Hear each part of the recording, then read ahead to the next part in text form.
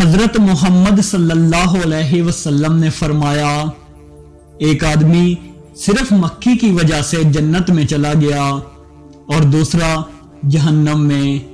صحابہ نے عرض کیا، یا رسول اللہ کیسے؟ نبی اکرم صلی اللہ علیہ وسلم نے فرمایا، دو آدمی ایک قبیلے کے پاس سے گزر رہے تھے۔ اس قبیلے کا ایک بت تھا جس پر چڑھاوا چڑھائے بغیر کوئی آدمی وہاں سے نہیں گزر سکتا تھا۔ چنانچہ ان میں سے ایک شخص سے کہا گیا کہ اس بت پر چڑھاوا چڑھاؤ۔ اس نے کہا کہ میرے پاس تو ایسی کوئی چیز نہیں۔ قبیلے کے لوگوں نے کہا، تمہیں چڑھاوا تو ضرور چڑھانا ہوگا، خواہ مکھی ہی پکڑ کر چڑھاؤ۔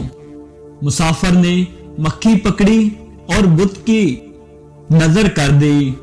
لوگوں نے اسے جانے دیا، چنانچہ وہ اس چڑھاوے کی وجہ سے جہنم میں چلا گیا۔